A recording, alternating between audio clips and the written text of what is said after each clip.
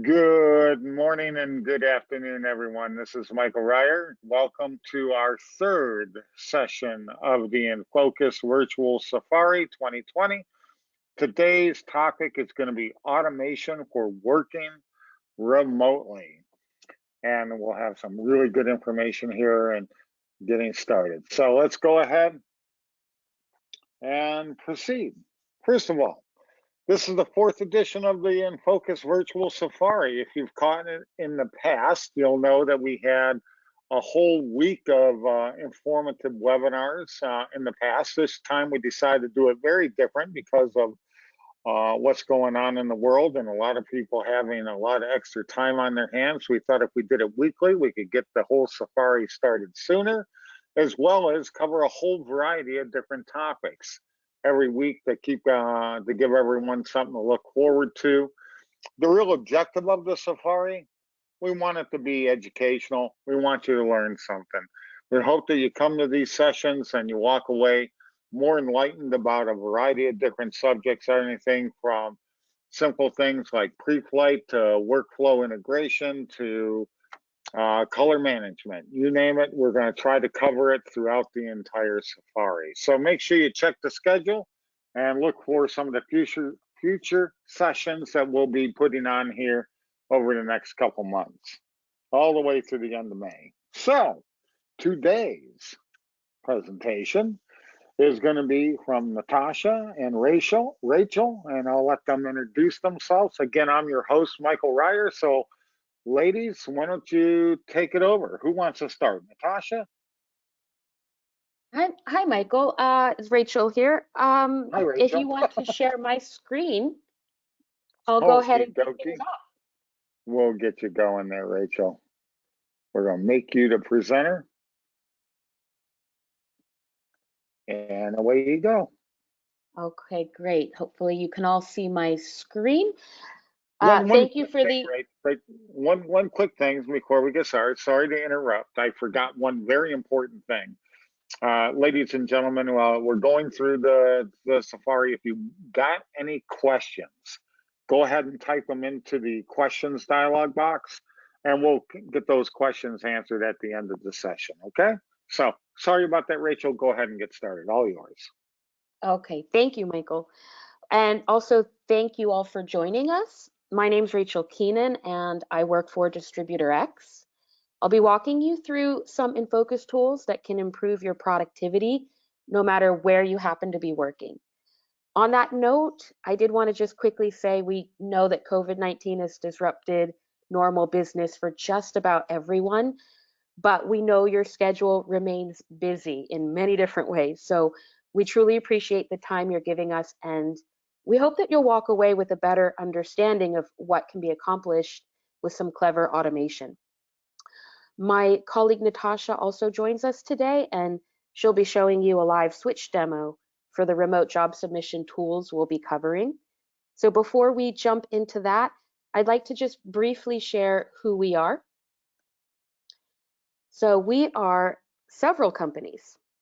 Distributor X is a distribution partner that works directly with technology manufacturers to provide software licensing and technical services to resellers in North America, the United Kingdom, and Ireland. We've been in the software technology market space since 2006. Exchange is a workflow solutions consultant and integrator. They're a reseller partner of Distributor X and a certified In Focus reseller. Exchange has been in business since 1992, and from the beginning always had a strong focus on productivity tools for the graphic design, print, and publishing industries. They were known back in the day as the go-to source for designers and publishers in need of solutions for page layout and image editing.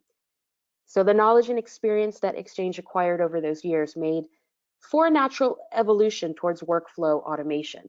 So today the focus is on streamlining cumbersome steps for all types of businesses that work with files on a daily basis. So I'd like to give a quick overview of the switch tools we'll be showing. So what is being covered? We'll be showing how to streamline customer job reception with smart routing using variable data from different sources. Since we're unsure how many of you may already be familiar with Switch, and as a quick side note to that point, you should see a poll on your screen. Please take a second to click on a response. We'd really appreciate it. Switch is a modular workflow system that gives you flexibility and control over which processes you automate and when. Switch can monitor any number of network locations, FTP/SFTP sites, email addresses, and listen for any number of specific webhook payloads from other services, ingest and process files, automate third-party prepress tools, and basically tie together systems that would otherwise be disjointed, such as connecting a web to print storefront and MIS systems with digital output devices. So the purpose of this section is to take a closer look at jobs submitted remotely by staff and customers. So we'll start our demo today by looking at the Switch client, and really, first off, what is it? Switch client is an optional module for Switch that provides greater control for how jobs enter the workflow and what information must accompany the file so it can be processed correctly. This is a tool that enables consistency for your production to run smoothly. When you take steps to ensure the right information is made available the moment the job enters the workflow, then you get to do some pretty cool things. You can route jobs to a specific sequence of pre-press steps for pre-flighting, color management, imposition, or selecting the best output device. The Switch client provides access to the Switch web portal, allowing 5 users in your organization to submit jobs into the workflow via a web browser, either within your organization's local area network or remotely. The interface for the Switch client is customizable with full control over what type of data must be submitted alongside the file. You can include job-specific information in drop-down fields ranging from page count, sheet size, substrate, and everything in between. Job info that's entered into that submit point comes in as metadata. This metadata becomes an XML ticket and is used by Switch to determine how each job should be processed. Another important function of the Switch client is the ability to have checkpoints in your workflow. Checkpoints can be added after certain job milestones or anywhere you want to stop a job so staff can look it over before it moves further down the workflow. A couple examples of some logical checkpoints would be after a file has failed pre-flight or when a customer rejects a soft proof. The checkpoints are accessible through a web browser, just like the submission points, and Switch can send notification to users when a job they're responsible for moves to a checkpoint. So the next solution we'll be showing is Switch Web Services. There are a lot of similarities between this and the Switch client, but there are some pretty significant differences. Web Services provides an unlimited Switch client. It's easy to quickly use up those 5 Switch clients, so it makes sense to look at Web Services if you have, give or take, 10 people that need job submission and checkpoint access. If your company has a web portal where your clients can upload their jobs, Web Services is going to be more appealing for you because Switch can automatically ingest those jobs with full power to access data from web forms and use it within the workflow. For those without web portals, this would enable you to give your customers a direct job submission point via a web browser, and again, you have full control over what data must accompany the file. If you'd like to enable checkpoint access to specific customer accounts, then your customers can get job info or even download files at different checkpoints in the workflow. So Switch Web Services is easy to get up and running. You don't need VPNs, and your customers will be able to use the Switch client functions and access job info once they've set up port services. For those of you that have in-house developers, Web Services comes with access to a REST API. This opens up possibilities allowing you to build your own custom switch client interfaces for use within other applications or browser-based services using Switch. So to give a little more context for how the Switch client web services and REST API can be used in some real-world applications, we have some use cases we'd like you to envision.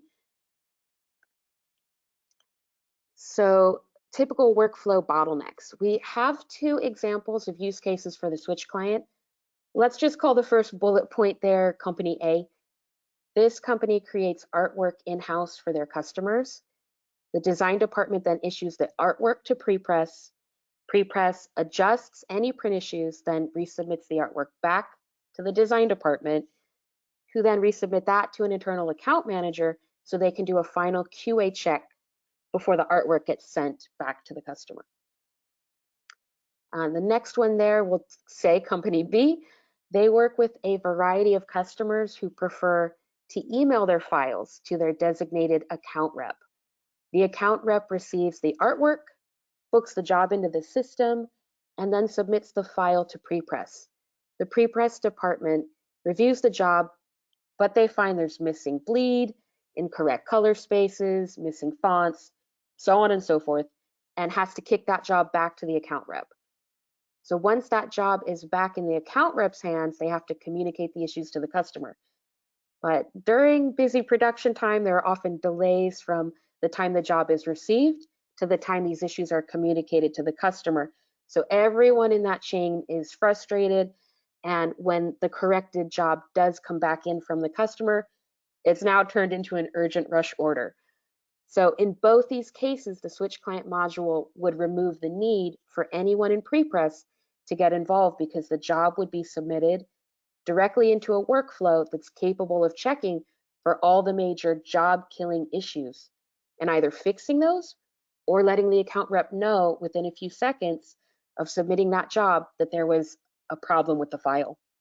So a visual pre-flight report can also accompany the job, so the account rep can clearly see what the issue is and accurately go back to the customer in a matter of minutes after they've placed the order. So for the next use case for web services, we'll call this one Company C. They have a web portal where customers can submit orders. Orders submitted there are stored on a network folder that's monitored by prepress staff throughout the day to watch for new jobs and to ensure those get actioned. So the front end here is streamlined for the customer, but the back end for this company is laborious and can be prone to oversights and human error. So connecting this company's web portal directly to an automated back end alleviates the constant manual checking for new orders and allows new jobs to instantly be injected and processed by the workflow. So last we have is Company D, who have a custom developed CRM platform and want their staff to access job status information from within the CRM interface. So Web Services offers a full REST API, so any job-related information, any job statuses from Switch can be accessed via a customized Switch client interface within the CRM application. So we'll now jump into a demo and show you how these workflow bottlenecks can be resolved. If there are any questions, please use the chat tool to ask those, and we'll do a Q&A at the end of the session. Thank you for tuning in, and I'll now be handing the floor over to Natasha. Awesome. Thank you very much, Rachel. Let's get Natasha online. And you are the presenter, Natasha. Thank you, Michael, and thank you, Rachel. Let me go ahead and show my screen. Yep. I hope everybody can see my screen in the meantime. You're looking good, so all yours. All right. Thank you. So as Rachel was mentioning, we are going to take a look into the tools. So everything that she has described, but now how does it look like when using the tool? So in front of us, we have the web portal from the Switch client. where you can log in. The login would be what you receive from Switch, the Switch manager, or the one who is building all the flows. And then you will have access to certain options depending on the modules you have. So before we even go anywhere, I would like to just give everybody an overview of what we're looking at and what are other features beside the ones that Rachel has mentioned. If I start on the top left, we have the admin part, where we have a few options here on the bottom, where you can see if you do not like that logo, then you can go ahead and change it in your login page. You can see your active users. You can get some feedback of how their switch is doing.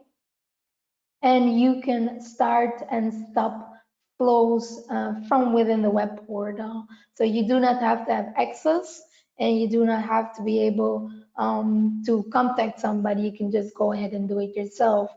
As this is all about automating or having a workflow happening while you're not in the office, you would be able to do these extra steps just from connecting to the web portal.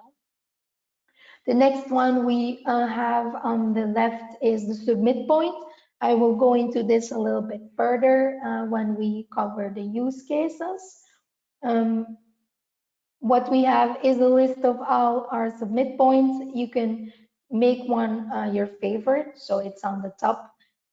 For those who are using Switch and those who do not, sometimes if you have a list like I have here, it's sometimes a little bit tricky to find what you're looking for, so you can search and you can put your favorite. So this is about you need to get a job ASAP to the press. So no matter where you are in the world, you can submit it and you can get your job into the workflow, get it pre-flighted, get it in post, whatever you would need to be doing. The checking is what Rachel mentioned earlier is, this is a stopping point. So when we talk about automation, not everything can be automated. Not everything has a condition that we can set up. Sometimes it's just the human being that needs to take a look at a job and make a decision. So that is how the check jobs, and that is how it will look like. So you can see the alert jobs. We also have a few options for filters. Show me only the alert jobs. Show me the active jobs. The table view is one that I know some of our customers like or prefer above the grid view, because there is some information you can get. The columns can be set up here on the right top. So if you want a state, for example, or your size, if that matters to you, then you can set it up and see it immediately, which you would not see in or in an easy way when we look at the grid view. Messages can be seen or cannot be seen depending on your user permissions. It's just to give you a little bit of feedback what's happening in the Switch workflow. If you do know a little bit more about the workflow, it can help you. Some of the users for the Switch client only use it to check their jobs, are not worried about this, and normally they will not have permissions. But it's just handy that you know that it can be looked at if needed. The job boards is a way for you to get a bit of an idea of where your jobs are in your workflow. So you can see here we have one error, we have a lot of success. So that means I only have to focus on my error job, for example. Those can be set up the way you want. So for example, the soft proofing, we can say what is pending, what is approved, what is rejected. So it's up to you to set up your specific job board and get feedback.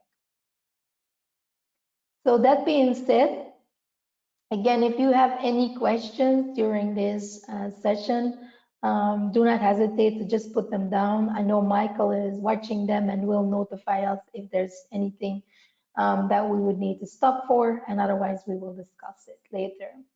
So let us now take a look at a use case. We have all these jobs coming in, all this artwork.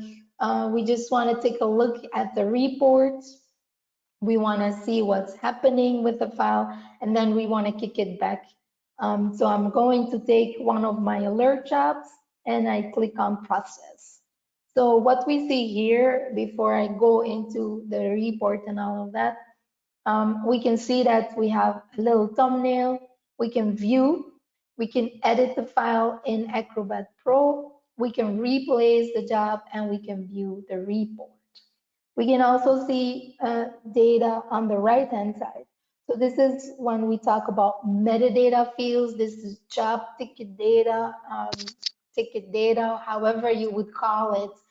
What it will allow you to do is make decisions, make selections, and Rachel also mentioned that previously, it will help you to, no matter where you are, to still have jobs going into your workflows, still sending jobs to the press. You can still continue working no matter where you are. It's all about setting up your workflow to be ready for a situation like that. So we can go ahead and we can look at the report. So once we look at the report, we can see that we have some bookmarks. So this is what we call an annotated report, which is the PDF itself or the artwork itself with bookmarks. And if I click on them, I will immediately know what's going on.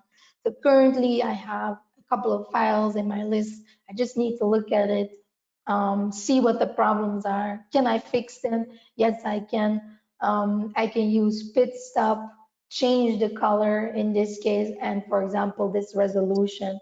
If I'm allowed to, I can go ahead, fix up the file, and go ahead and just push it on to the flow. So how do we push it on? On the bottom here, and I just checked an option. It's only one. You will see in the next use case there will be more.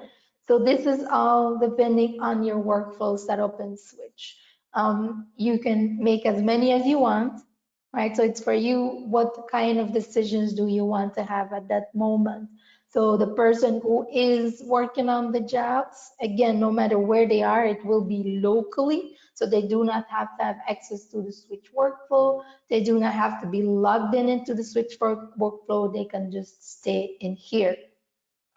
Once they're ready, they can push on the job to the workflow. And again, no matter where we are, we can just continue the work and go to the next file, and jobs can come in and get pushed forward.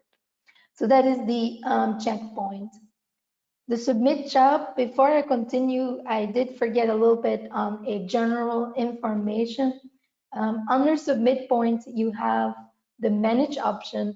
And why is this important for me to mention is because this would allow you to create a URL for your submit point. So you can give this URL as long as the ports are forwarded, the firewall allows. This can go outside of your LAN. So you can have somebody submit a job to you just using this specific URL. The way it goes is that you select the specific submit point from your workflow by just going like that. And if you want to make sure that they only have access, like you could forget about it. So you can set up an expiration. You could say, okay, only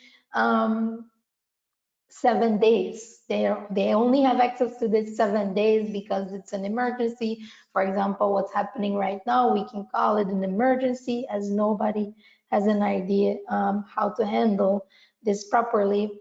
So we can just set an expiration date and then create the URL. And in that way, copy the URL, send it over to whoever you would like to be submitting your jobs.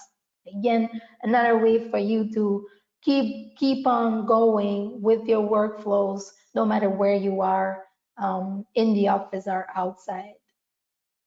So that being said, I have this little submit point prepared, which I will show in a little bit as well on how that looks like within Switch.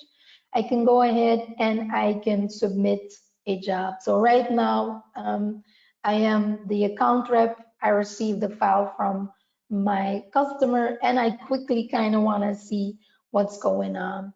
So if you note, this is a little bit similar to how the fields look like when I was checking my job on the right hand side. Now this is my main panel.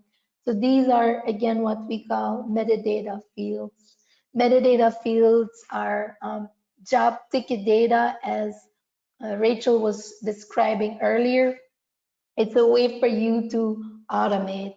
It's a way for you to make decisions. So one time somebody submits, right? In this case, the account rep will say the customer name, what am I receiving? It's a business card.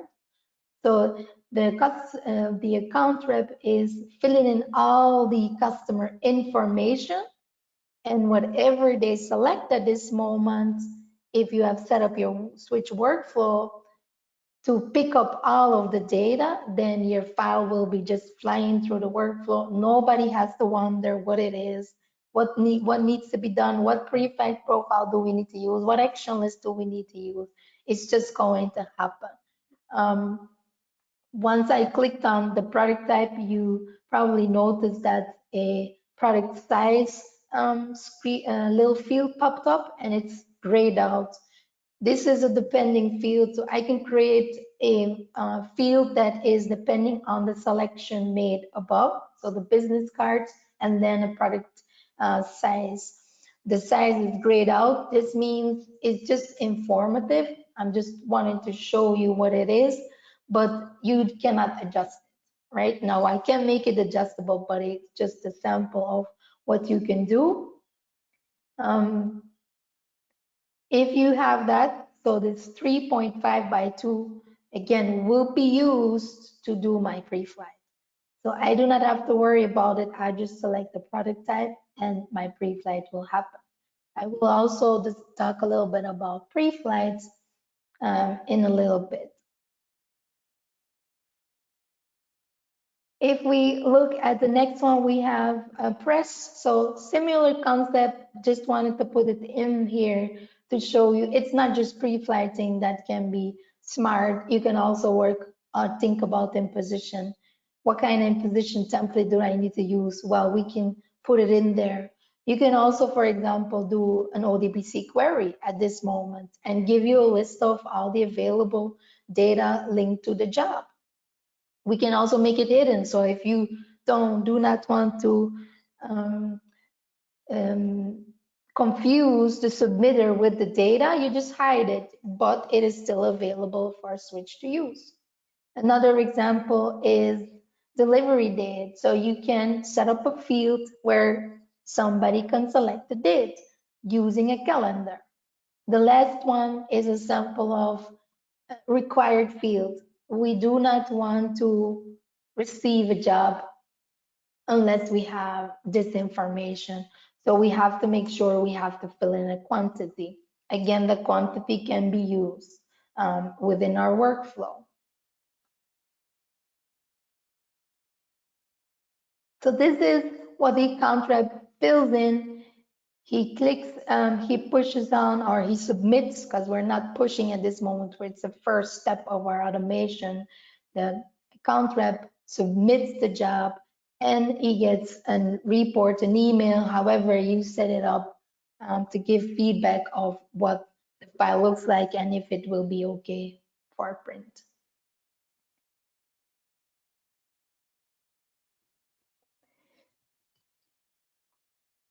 The last piece is the web services and REST API. I will log out of my Switch client and I'm going to go into my web services. So we have built a sample. This is not within an existing website. This is just by itself. This is a look and feel. If you do not like it, then there is, of course, CSS, PHP, HTML involved in the background. So you can put your own logo, you can make your own page, and the idea is, of course, to get this into your website. The use case, you would like to have a customer submit a job to your workflow. and the sales rep can also take a look at the result. Same as before with the submission or the submit point within the switch client, but this is within a web services, which is also using the REST API. So we'll go ahead and log in as customer. So you can give your logins different permissions. I will fill in my name, the company name, quantity, my email address, and I upload my file. So I want to make an order. I would like to get this job processed and printed, and a quote, of course, to make sure that I know how much this is going to cost me. So I filled in all the information, same principle as before, how many fields you would want to know before you get the file. You can all enter them, and you can make sure that your flow is automated. So a lot of stuff, conditions, like I like to call it, will be made using the data from the submission. So we can go ahead and submit. It says the file is supported and the file has been uploaded. And what file types are supported, in case you enter, it will, in case you wonder, it will be what you have set up in your Switch workflow. You can also integrate a conversion to PDF using CLI tools in the background or within your web services.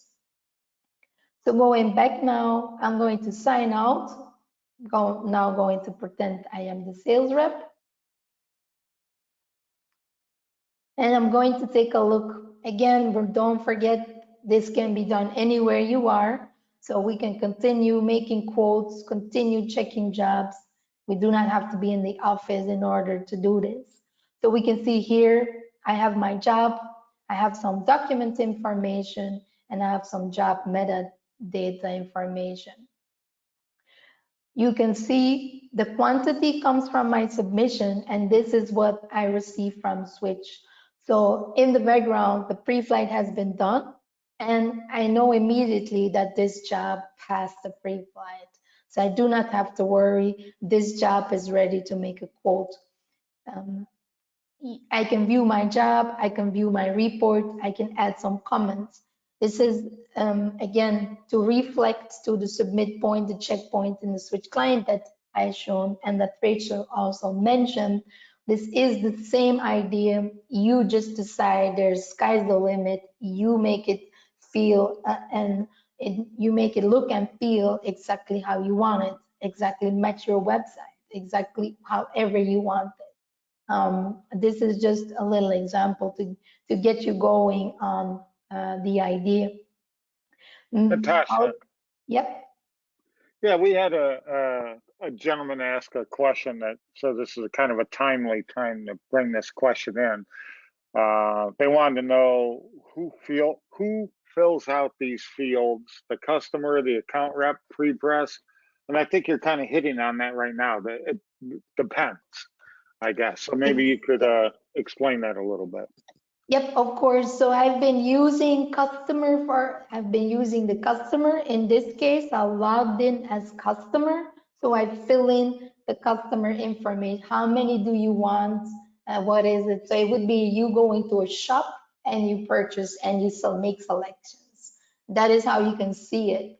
The account rep submitting would be, oh, he received a file from a customer with some data, and the account rep will fill in the information that they received from the customer through an email or however you received it. So the account rep could know a little bit more or could just know the basics. So you can make the fields that the account rep will not get confused when filling in. And then you have the CSR, or I would rather say the pre-presser or the designer, who might know a little bit more about pre-press, so they can have specific fields that they know will be important, which presses is going to go on, which imposition. So depending on who can submit, so anybody can submit to answer the question, right? The fields in most cases will be adjusted depending on who is submitting. It is normal that an account rep does not know all the details on the press, on the technical side, but he will know what a customer ordered. Black and white, color, the size, what product type, so you stick to that. So that is why we had. The key to this whole thing is that it can be 100% customizable depending on who the audience is and who's the user. So in some cases, I'm sure what he's thinking is there might be cases where, you know, stuff like this could be too much for the customer or too confusing. So you may not even expose this to a customer, where other customers it may be totally appropriate to do that with, and you can customize that experience depending on, you know, the level of the customer or the knowledge of that customer. Is that sort of correct? Yep. Yeah, definitely. It's all about what the person will be using the fields, what they will know, what will be easy for them to answer. And then you just set it up that way. So you're very correct. Customizable depending on the need and the knowledge of whoever is using it. All right, cool. Yep. Continue on. Thank you. And just to end this specific part is the options that we mentioned earlier. So we have 3, and I will jump into Switch now to give you an idea of what I'm talking about when I said we have 3 options here. We have 3 ways to send our job. So let me go ahead and open Switch. I think I have a few more minutes, so let's take the most out of it, or make the most out of it. So before I go anywhere, I just want to quickly show, I mentioned a couple of times, permissions, users, Switch, to just give you a visual. This is what I'm referring to. So whoever is managing the Switch workflows, creating them and managing, editing them, they will have to make those users. So you can see you have a password, you can fill in multiple information to the user itself. This can also help you if you fill in the email, then the person who submitted data is added to the ticket, so they can immediately get an email if you set up a notification. And we can see here are our permissions. So for the web portal, submitting and checking all jobs or just your own jobs. The messages, remember I said previously, if we don't want to confuse the person, we turn it off. The boards, if you want them to create boards, yes or no. And the right-hand side would be all of our different submit points and checkpoints. So you have to add the user to the ones that you want them to have access to. The reason why this is important, let's just say you have Tom and Anna. Tom does not want to get confused with Anna jobs. So you make sure that they have their own checkpoint. They can focus on their work and not be confused by other people's work. So that is an example. So without that, you cannot log in, you cannot see certain things. So it's important for me to just quickly mention. So now if we look at the submission, the one that I mentioned and that I viewed or showed you. So this is how it looks like. So in my submit point, this is how a submit point looks like. In Switch, I've renamed it. You can rename it the way you want to. And under the submit property, I am submitting a job, which could be a PDF or anything, and metadata attached. So that is the XML that also Rachel was talking about. And you have your metadata fields defined. So this is where we have customer, which is just a single line text. I will take the easier ones first. A date, which is just a date. You can see a number, hours, minutes, yes, no, drop down. So these are all options. This is again related to who is submitting, what are we gonna put in here. It's all depending on your needs, who will be submitting. Read only, as I had my, and you can see they're grayed out. They're just read only, show them, but do not have them edit. These are the dependents. So press is the the parent, these are the childs. So depending on what is selected, so if the parent is this value, then show this field. And this again can be all ODBC queries if you would like so. Required, a field is required. So you do not allow the submitter to submit a job without filling in this value.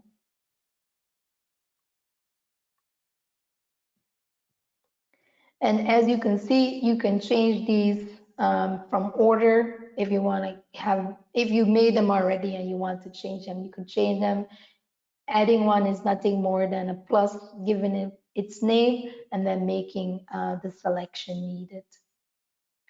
In the checkpoint, it is very similar, where you also have enter or display your metadata. And what is also interesting to highlight here, and I will do it while you're watching, is you can add your fields from your submit point. So you do not have to recreate them.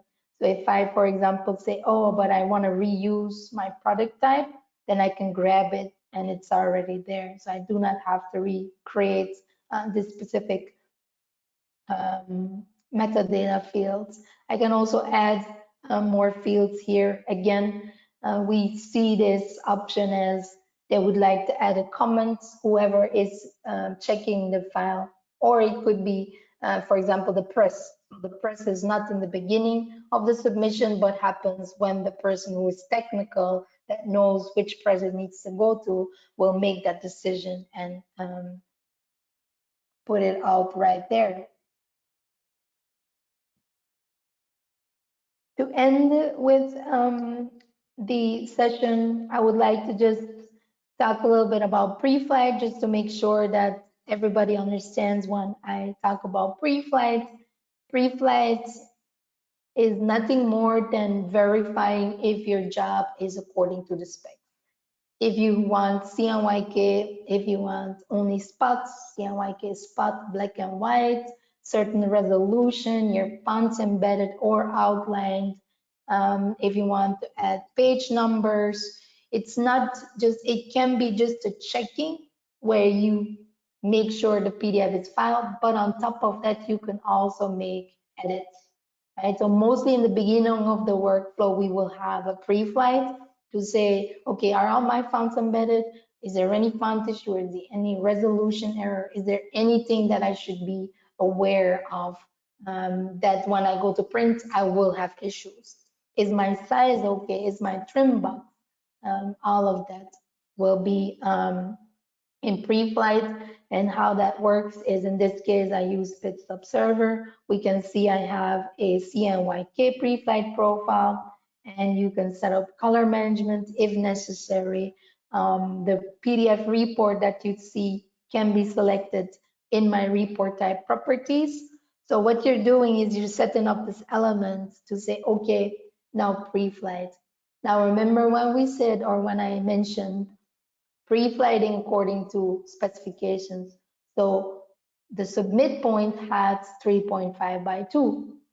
So I would set up my pre-flight profile to use that specific point and say, okay, you need to look into the metadata attached to the job. 3.5 by 2 is what you need a pre-flight on. So that is where it will happen within the pre-flight profile with variables, which is called smart pre-flighting. And I think my time is up, but I will check with Michael.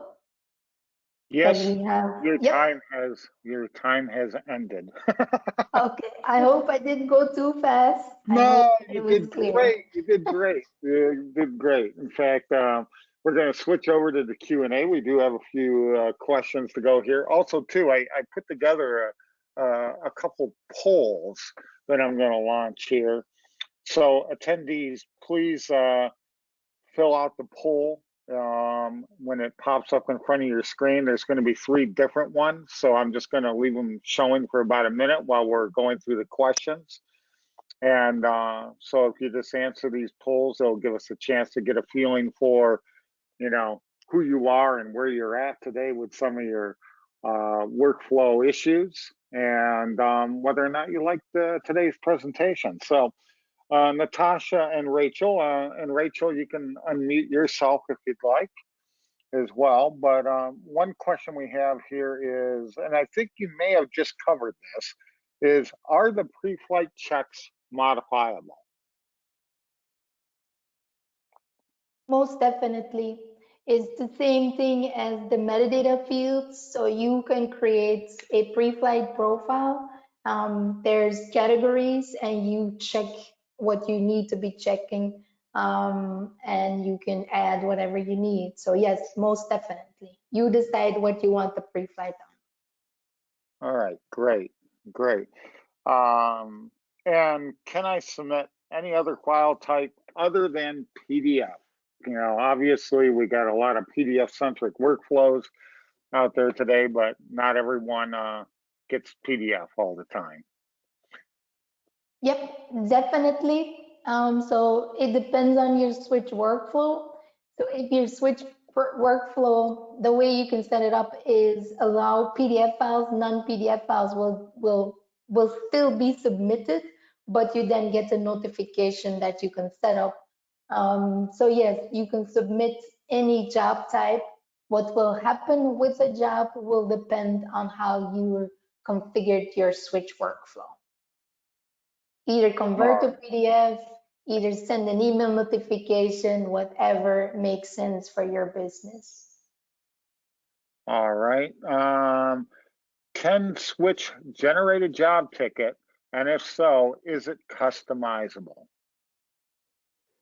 Yes, the answer is yes, but it's also going to be important to know the complexity of the job ticket. What I'm trying to say is that if you just want to have variable data in certain locations and it's a few words here and there, then you can set up a workflow to build that. If you want a little bit more complex, then you might need other tools involved, but it's definitely possible to create job tickets with these workflows.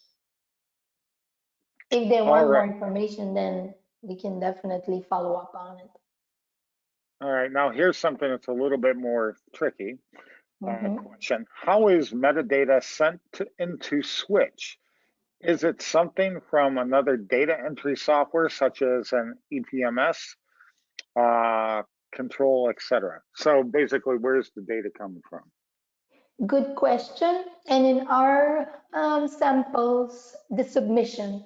So when you submit using the submit point, what will happen is in the background, Switch will create. So Switch is the creator of the XML file. It's physically on your system, but visually you will not see it in your workflow unless, and I'm not sure if I can show my screen again, but it will be inside of Switch and you can call it within what we call the variables panel.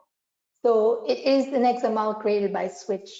You can, if we think about it a little bit further, if you already have an XML, so you do not need anybody to submit and fill in all this data, you already have an XML, then that XML can be the beginning of your workflow. So you save the XML file in a hot folder, Switch sees it, and then you would use the metadata module and use a pickup element where then it will become a part of the job. Right? So submission that we've shown is created by Switch and can be used within Switch. So not physically an XML file, but when you have MIS or ERP, whatever system you have kicking out or saving XML file, it will be a separate XML file that you then have to integrate or that Switch see it and pick it up as a data or metadata set. All right. So probably last question here, unless something else pops up. Tell me a little bit about security. Given this has got a web interface to it? Is there any kind of security issues you need to be worried about? How is security handled in a nutshell? The security handled is, it's very secure. There are authentications and certificates needed. So it's very secure. All right, cool. Obviously, security is a big issue with a lot of systems these days, especially if they're web-based. Yeah, especially if you're working from, not within the company. So, Yep. but yeah, it's secured.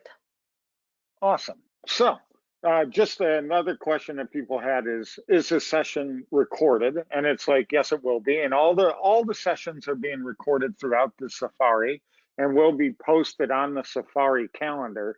So you can always go back and like next week, you'll be able to check not only for the sessions coming up, but you'll also be able to see any sessions that have transpired since then. And speaking of which, if you're thinking about the sessions that are coming up next week, here they are right here in front of you, starting at 9 a.m. Eastern time or 3 p.m. Central European time. We'll be talking about the role of print media in the modern marketing mix. Then we also will be talking about the jungle of on-demand book printing. And that'll be brought to you by the people at Ultimate, as well as Toon, our product manager for Switch, will be on this call, as well as some other integrators out of Europe.